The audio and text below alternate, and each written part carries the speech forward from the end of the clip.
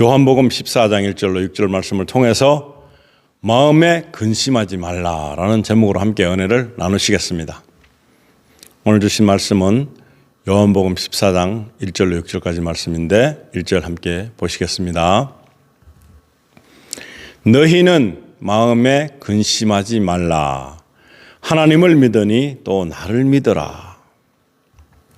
2절에는 내 아버지 집에 거할 곳이 많도다. 그렇지 않으면 너희에게 일렀으리라. 내가 너희를 위하여 거처를 예비하러 가노니. 3절에는 가서 너희를 위하여 거처를 예비하면 내가 다시 와서 너희를 내게로 영접하여 나 있는 곳에 너희도 있게 하리라. 내가 어디로 가는지 그 길을 너희가 아느니라. 도마가 이르되 주여 주께서 어디로 가시는지 우리가 알지 못하거늘 그 길을 어찌 알겠사옵나이까. 예수께서 이르시되 내가 곧 길이요 진리요 생명이니 나로 말미암지 않고는 아버지께로 올 자가 없느니라. 아멘. 예수님이 우리에게 하신 말씀은 근심하지 말아라. 마음에 근심하지 말아라. 마음에 근심하지 말라 하십니다. 이 땅에 사는 동안에 근심이 없을 수는 없습니다. 그러나 그 근심을 덜어버릴 수 있는 방비책이 있다는 것이죠. 그래서 근심하지 말라. 얼마나 근심할 일이 많습니까? 우리가 잠자고 일어나서 눈을 뜨면 첫 번째가 이 모든 것에 대한 그런 시작이 됩니다. 그래서 무엇인가를 생각합니다. 근데 예수님께서 하신 말씀은 너희는 마음에 근심하지 말라. 하나님을 믿으니 또 나를 믿으라고 하십니다. 이 믿는 것에는 굉장히 중요한 의미가 포함되어 있습니다. 신뢰하는 것입니다. 온전히 말씀을 믿는 것입니다. 그 말씀을 하신 분을 믿는 것이 더 중요합니다. 하나님의 말씀을 믿으려면 먼저 하나님을 잘 믿어야 됩니다. 하나님을 믿지 않고 말씀을 가지고 내 가지고 있는 기준치를 통해서 이것이 맞는 것 같다, 아닌 것 같다 하는 그런 편견이 있을 수 있습니다. 그래서 그 편견이 있을 수 있는 것은 바로 하나님을 잘 모른다는 것입니다. 그래서 하나님을 잘 알고 하나님을 알게 된 그 이후에 들려지는 말씀, 이 말씀을 믿게 되면 하나님을 믿게 될 수도 있죠. 그런데 말씀을 믿지 않으면 하나님을 전혀 믿지 않는 것입니다. 말씀을 내 척도에서 맞춰가지고 이것은 불가능하다, 가능하다, 아닌 것 같다, 맞는 것 같다. 그렇게 생각할 때는 이미 그 말씀도 안 믿을 뿐 아니라 말씀을 하시는 그 분 자체를 믿지 않는다는 것입니다. 그래서 믿으라는 것입니다. 마음에 근심하지 말고 믿음을 가져라. 안 될 수가 있죠. 그럴 때는 믿게 좀 해주세요. 말씀을 믿게 해주세요. 하나님을 알게 해주세요. 하나님, 제가 좀 하나님에 대해서, 예수님에 대해서 좀 더 자세히 알고 있습니다. 그런데 신앙생활 하면서 이렇게 시간이 지나다 보면 하나님을 하나님대로 믿지 않고 내 마음대로 하나님을 만들 때가 있습니다. 하나님은 이런 분일 것이다. 하나님은 너무나 좋으신 분이다. 그런데 하나님을 잘 모르기 때문에 그렇게 말씀하시는데 하나님의 그 하는 일에 대해서 방해를 하면 하나님은 그냥 온유하시지만 않습니다. 그냥 우리가 생각하는 것처럼 가만히 계시거나 아무것도 아닌 그런 존재는 아니십니다. 그것도 모르고 그냥 내 마음대로 생각하다 보면 하나님이 아닙니다. 내가 만들어 놓은 하나님은 이런 분이실 거라는 가상적인 인물이 되는 것입니다. 그렇기 때문에 오늘 이 말씀을 통해서는 너희는 마음에 근심하지 말라. 이유를 제시합니다. 하나님을 믿으니 또 나를 믿으라. 이렇게 믿어야지만이 마음의 근심을 떨쳐버릴 수 있습니다. 그리고 가장 중요한 이유를 설명해 주십니다. 요한복음 14장 2절에는 내 아버지 집에 거할 곳이 많도다. 이 지구 땅에 사는 것이 아닙니다. 영원토록 지구 땅에 사는 것이 아닙니다. 그렇지 않으면 너희에게 일렀으리라.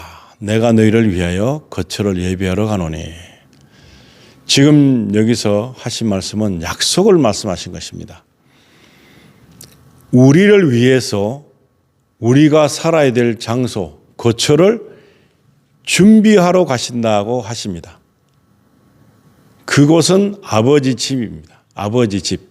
하나님 아버지께서 함께 하시는 아버지 집을 말하고 있습니다. 이것 또한 우리의 생각과는 틀리는 방법으로 하나님께서 준비하고 계신 그런 장소가 될 수 있고, 그것을 예수님께서는 부활하시고 나신 뒤에 가신 것입니다. 그리고 지금까지 하시는 일은 무엇인가 하면은 우리의 거처를 예비하고 계시다는 것입니다. 우리의 거처를 예비하고 계신다. 같이 살 장소를 마련하는 것입니다. 그래서 3절에 보시면은 가서 너희를 위하여 거처를 예비하면 내가 다시 와서 너희를 내게로 영접하여 나 있는 곳에 너희도 있게 하리라. 이거는 부활하고 난 뒤에 천국에서 같이 살게 되는 말씀을 이렇게 하신 것입니다. 예수님이 계신 곳은 천국인 것입니다. 하나님이 계신 그곳은 바로 하나님의 집은 천국을 말하고 있습니다. 그곳에 거처를 예비를 하신다.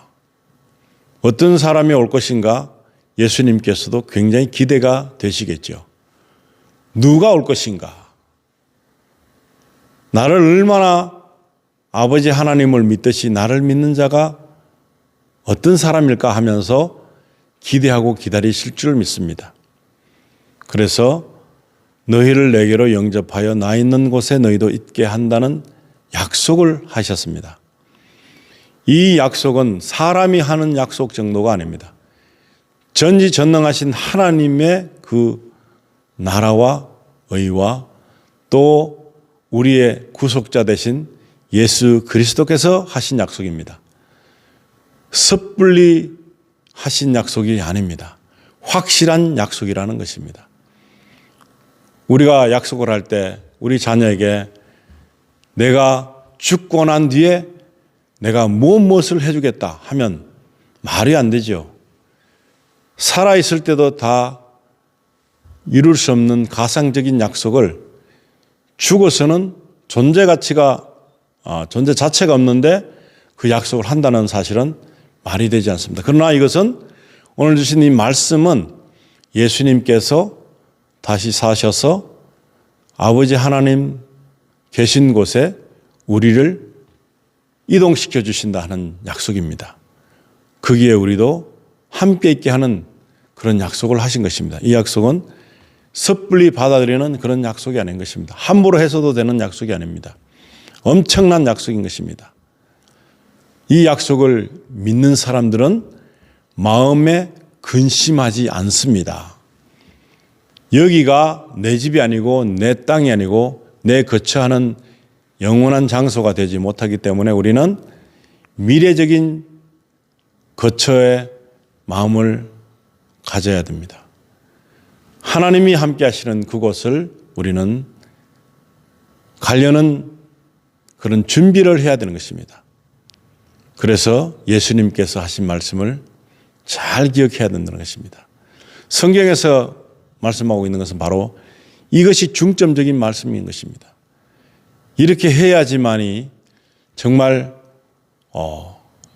구세주인 것이 확연히 드러나는 모습이 될 수 있고, 우리도 또한 믿음으로 말미암아서 이 사실은 될 것이다.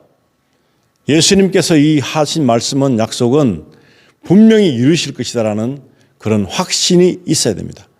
이런 확신이 없는 상태로 신앙생활을 할 수 없고, 확신이 없는 상태로 성경을 읽을 수 없고, 확신이 없는 상태로 찬양을 할 수 없습니다. 말이 안 되죠. 안 믿는데 뭐 하려고 찬양합니까? 안 믿는데, 믿지 못하는데 성경을 왜 봅니까? 그리고 기도를 왜 합니까? 믿지 않는데. 그리고 이루어지지도 않을 건데 뭐 하려고 그걸 생각을 합니까? 그런데 이 약속을 믿어야지만이 근심이 생기지 않습니다. 마음의 근심이. 마음의 근심이 생기는 사람들은 모두가 내가 가진 가상적인 생각 속에 갇혀서 힘들어하는 것입니다. 기쁨도 없고 즐거움도 없고 행복감은 더더구나 없는 그런 삶을 살고 있습니다. 그리고 예배를 드리는 중에도 예배를 안 드려도 찬양을 할 때도 찬양을 안 할 때도 기도를 할 때도 기도 안 할 때도 언제나 동일하게 이 약속은 지속적으로 유효하다는 사실입니다. 이 유효한 약속을 붙잡고 있으면 우리 마음 가운데는 항상 평안이 거해야 되는 것입니다. 우리 안에 평안이 없는 것은 바로 무엇입니까? 이 완벽한 약속에 대한 신뢰도가 없다는 것입니다. 약하다는 것입니다. 그래서 내가 믿는다는 것은 바로 예수님이 하신 말씀뿐만 아니고 예수님을 믿는 것입니다.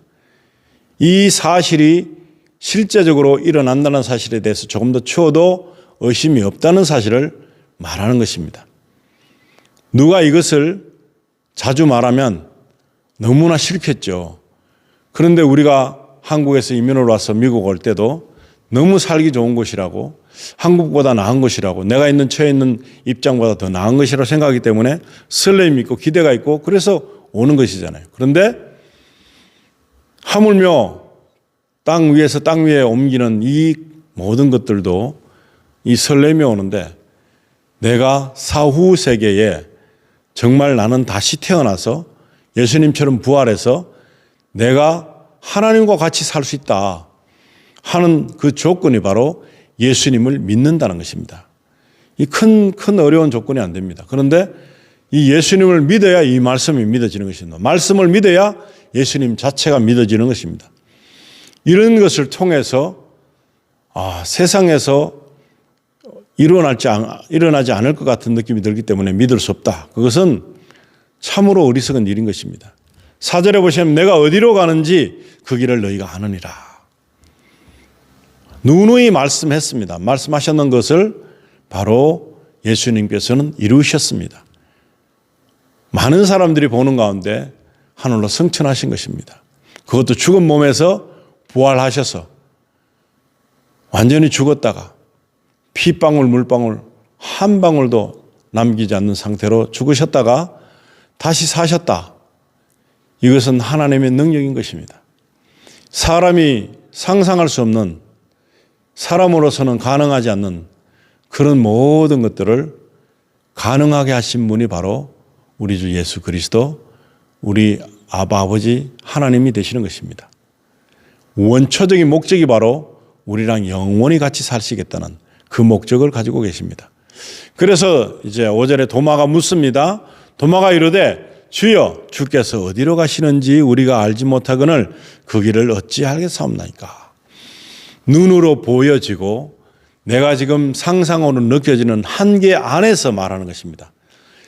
이 도마가 가지고 있는 생각, 우리가 가지고 있는 이런 생각, 이거는 우리가 가지고 있는 우리 경험 안에서 느껴지는 한계의 그 굴레 속에서만 이해할 수 있는 그런 상황에서 묻는 것입니다. 어디에 길이 있으며 어디로 가신다는 말입니까? 말합니다. 이 우주 전체를 만드신, 모든 만유를 만드신 하나님께서는 길이, 우리가 생각하는 길이 필요가 없습니다. 모든 것은 하나님의 계획대로, 하나님의 그 방법대로 만들어 가시는데 우리는 그저 겨우 일부분만 볼 수 있다는 거, 볼 수 있다는, 상상할 수 있다는, 말씀을 들을 수 있다는 이 자체가 축복이 되는 것입니다. 얼마나 우리의 지각을 넓히셔서 믿는 사람들에게는 보여주신다는 거, 들려주신다는 거, 깨닫게 해주신다는 것이 축복인 것입니다. 못 깨닫고 못 듣고 못 보여지기 때문에 아직도 그냥 일반적인 피조물 상태로 남겨져 있는 것이고, 우리는 더 특별한 하나님의 계시 가운데 우리가 놓여져 있다는 사실, 하나님의 명령을 따르고 할 수도 있고 안 할 수도 있는 그런 선택을 하는 단계까지 와 있는 우리들은 너무나 복된 사람이 될 수 있습니다. 그래서 14장 6절에 보시면 예수께서 이르시되 내가 곧 길이요 진리요 생명이니 나로 말미암지 않고는 아버지께로 올 자가 없느니라. 아멘. 예수님께서 직접 이 일을 감행하신다. 우리를 영접하러 오실 때 예수님께서 이 모든 것을 주관하신다 하는 것입니다. 그래서 내가 곧 길이요. 길이 안 보이는데 어떻게? 도마는 생각합니다. 길이라니 사람들이 만들고 사람들이 다니고 왕래하는 그런 것이 길인 줄 알았습니다. 그냥 그때 당시는 도무지 알 수 없는 땅에 나와 있는 길로만 알던 사람들. 지금 시대는 어떻습니까? 좀 더 나아졌죠? 바다 위에도 길이 있다는 것입니다. 해로 그 모든 길이 바다에도 있다는 것을 이 사람들은, 도마는 특별히 몰랐을 것입니다. 땅 위에 길 있는 것만 보이는 도마에게 내가 곧 길이요 하십니다. 하나님께서는 주관자시기 때문에 모든 것을 주관하십니다. 그런데 내가 곧 길이요 그렇습니다. 도마는 더욱 당황합니다. 예수님께서 길이라고 하십니다. 그런데 바다에도 길이 있고 지금 이 시대는 하늘에도 길이 있습니다. 하늘에도 길이 있고 바다에도 길이 있는 지금 이때는 좀 더 이해력이 빠를 수 있죠. 모든 공간에도 길이 있다 하는 것입니다. 그런데 가장 중요한 것은 아버지께로 가는 길은 유일하게 예수님이다 하는 것입니다. 예수님이 길이다 하는 것입니다. 길. 바다에는 해로가 있고 하늘에 길이 있고 땅에도 길이 있고 여러 가지 길이 있습니다. 그런데 하나님 나라에 가는 길은 땅으로도 못 갑니다. 바다에 있는 해로로도 못 갑니다. 공중에 있는 길로도 못 갑니다. 예수님께로만이 갈 수 있는, 예수님이 길이다 이것입니다. 도저히 이해가 안 되죠. 그리고 예수님께서는 진리요 그렇습니다. 진리요. 그리고 생명이니, 진리요 생명이니, 알 수 없는 말을 하고 계십니다. 어떻게 이런 예수님께서 길이 되시고 진리가 되시고 생명이 되신단 말인가? 그렇게 의문이 품습니다. 그런데 그것은 바로 하나님의 방법이기 때문에 그렇죠. 아무도 하나님 나라를 예수님 아닌 다른 길로는 갈 수가 없다. 그래서 길이요 진리요 생명이라는 것을 다시 알아야 됩니다. 너무나 중요합니다. 예수님으로만이, 예수님만으로 갈 수밖에 없는 하나님 계신 곳, 그것을 지향해야 되는 것입니다. 이 예수님 방법으로 길되고 진리되고 생명 되신 그런 길을 외면하고 다른 길로 가려면 아버지께로 올 자가 없다는 것입니다. 갈 수가 없습니다. 예수님으로부터 우리가 갈 수 있다. 분명히 알아야 되는 것입니다. 길이 아닌 곳을 가면 어떻습니까? 땅에서도 길이 아닌 곳을 가면 험난합니다. 아주 힘듭니다. 그리고 너무나 어렵습니다.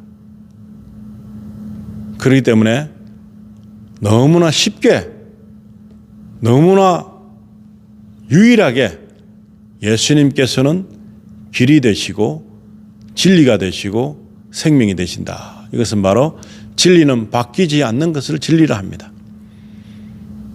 너무나 중요한 생명, 생을 명령하여서 부르실 수 있는 유일한 분 예수님, 그렇다는 것입니다.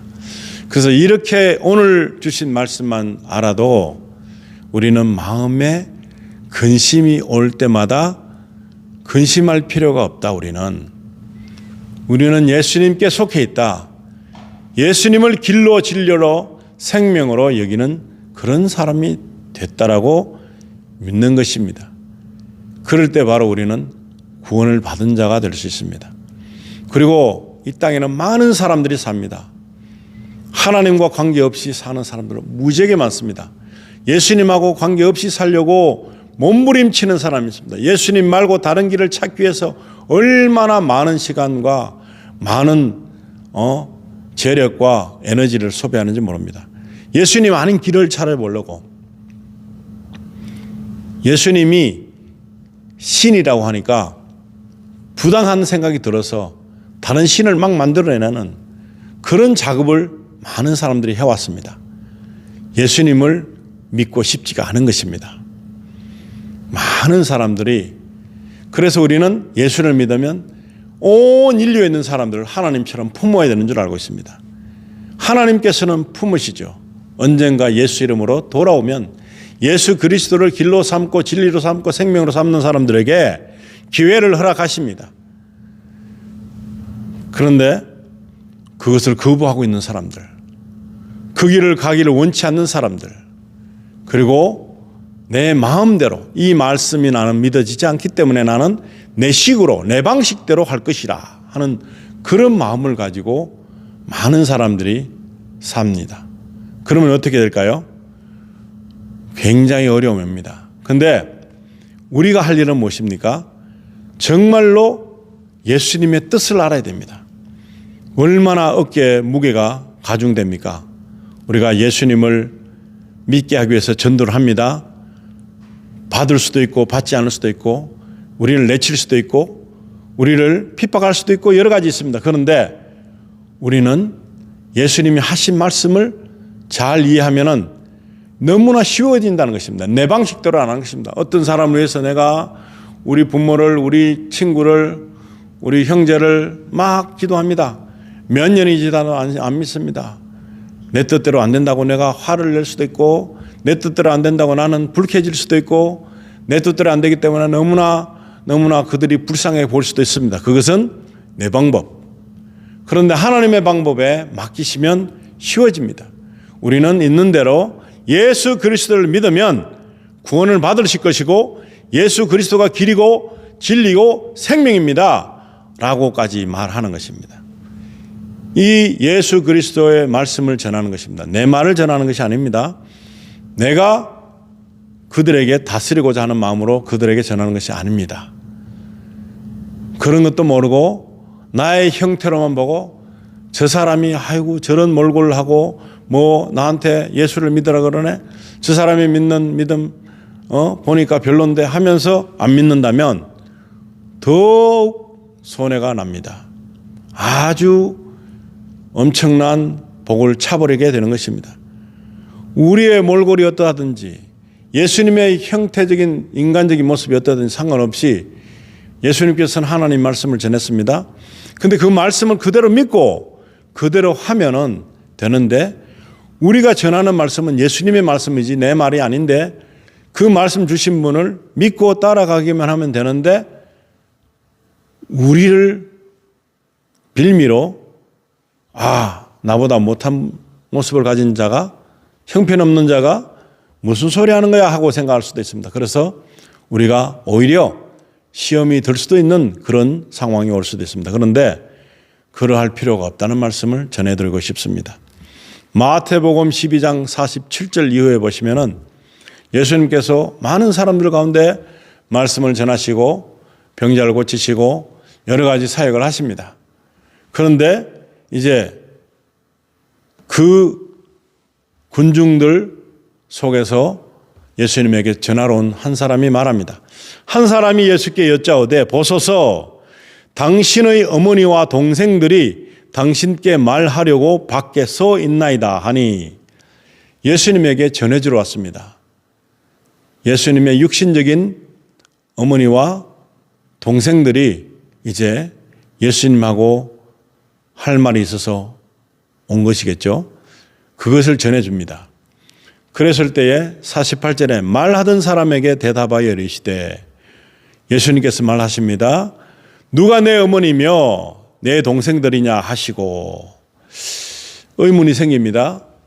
우리는 이게 혈연 관계의 어떤 그 조직을 말하고 있는데, 예수님께서는 이 혈연 관계에 이상되는 말씀을 해주십니다. 누가 내 어머니며 내 동생들이냐 하십니다. 누가 진정한 이 중요한 사람이냐,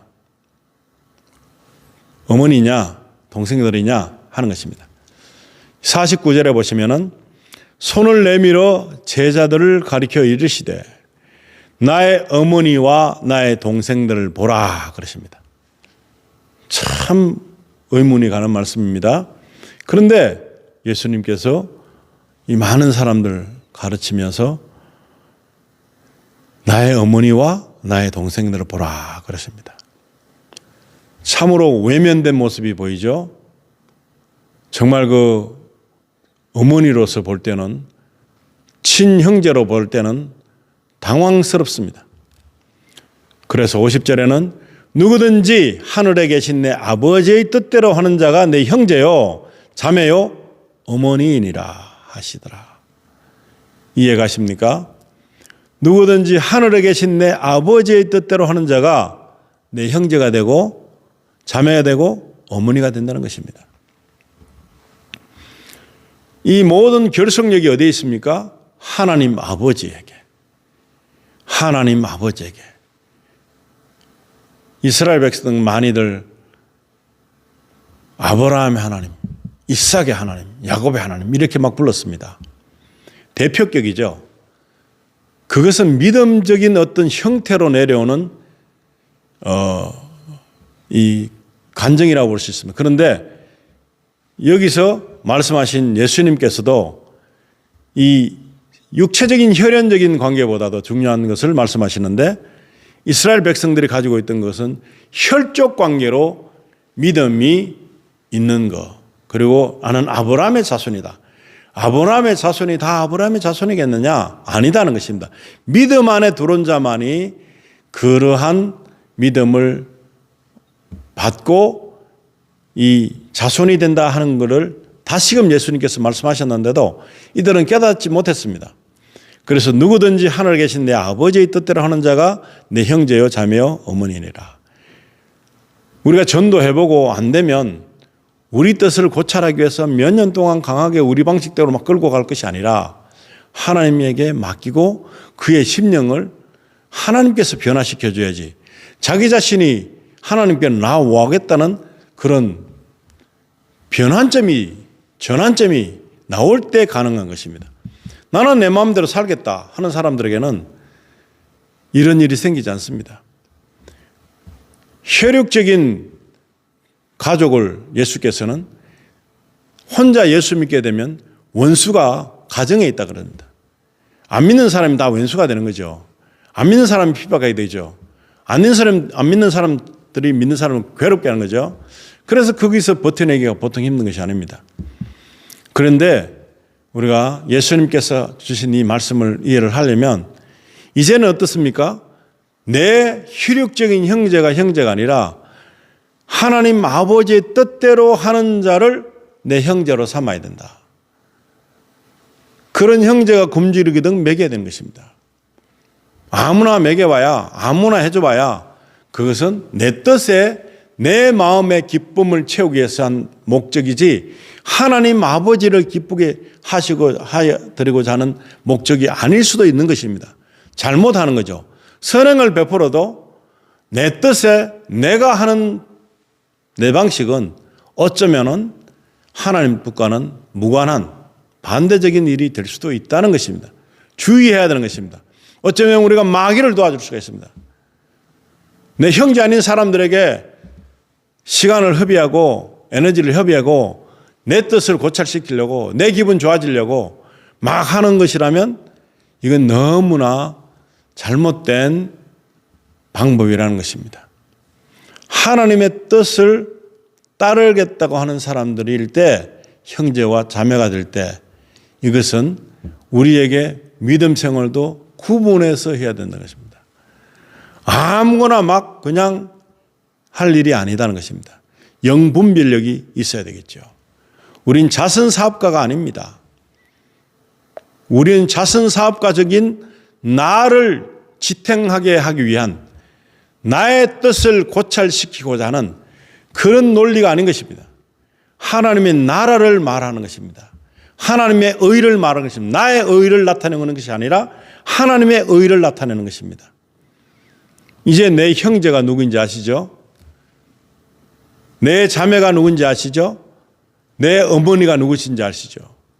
그렇기 때문에 하나님의 말씀을 거부하고 예수님의 뜻을 어긋나게 하고 하나님 뜻과는 아무런 상관이 없는 그런 삶을 살고자 하는 사람들에게는 우리가 더 이상 어떤 무엇인가를 내 주장대로 펼쳐나갈 것이 아니라 하나님께서 허락하시면 우리는 할 수 있습니다. 허락하지 않으시면 그 하나님의 때가 언젠지 알 수 없습니다. 도움도 그렇고 어떤 여러 가지 모든 일들이, 선한 일들이 다 포함되는 것입니다. 하나님의 뜻이 아닌데 우리는 그 사람이 깨우쳐져야 되기 위해서 어려움에 처해 있어요. 하나님을 부를 수 있는 그런 지경에까지 갈 수 있도록 하나님이 그의 인생을 몰고 가십니다. 그런데 우리는 우리의 생각으로 그들을 선한 것으로 도와주려고 한다고 할지라도 그것은 하나님의 뜻과는 틀리기 때문에 잘못하면 하나님 일에 역행하는 것입니다. 이런 일을 많이 할 수 있습니다. 기도하지 않고 하나님의 뜻을 깨닫지 못한 상태에서 일을 벌이는 것은 하나님 앞에서는 범죄라는 것입니다. 하나님 앞에서는 잘못된 것이라는 것입니다. 도와주는 것 좋습니다. 필요한 것을 채워주는 것 좋습니다. 그러나 아버지의 뜻에 아버지의 방법대로 아버지의 시간에 채워지고 아버지의 시간에 그의 심령이 변화되어야 되지 우리의 생각으로 바꾸어 나가서 물질의 해가를 봄으로 인해서 이제 괜찮아졌다고 그가 기도를 멈추고 그가 하나님께로 갈급한 심정으로 다가가고 갈망해야 되는 그런 시간을 광야에 서야 되는 시간을 뺏어버리는 결과가 되는 것입니다. 얼마나 잘못된 일을 우리가 했는지 모릅니다. 정말 그들에게 갈급함, 돈이 없어서 물질이 없어서 윤택함이 없어서 인생이 곤비해지는 것이 아닙니다. 하나님의 말씀이 없어서 망한다 했습니다. 하나님의 말씀을 전해야 되는 것입니다. 하나님의 말씀을 갈급해하는 그 영혼이 될 때까지 참고 기다려야 되는 것입니다. 아무리 많은 것을 주고 싶어도 아무리 많은 것을 선하게 우리가 헌신하게 되려고 해도 하나님의 시간에 맡겨야 되는 것입니다. 하나님의 방법에 맡겨야 되는 것입니다.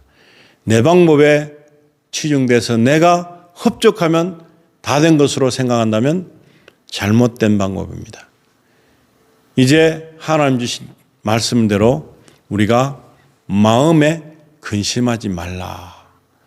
모든 것을 짊어지려고 하지 마세요. 세상 모든 사람들에게 내가 복음을 전하지 못한 것에서 죄책감을 느끼지 마십시오. 만약에 그 죄책감 느끼면 잠도 자지 말고 24시간 밤이나 낮이나 계속 전해야지 그것이 정답이지 않습니까? 그런데 그렇지 못하잖아요.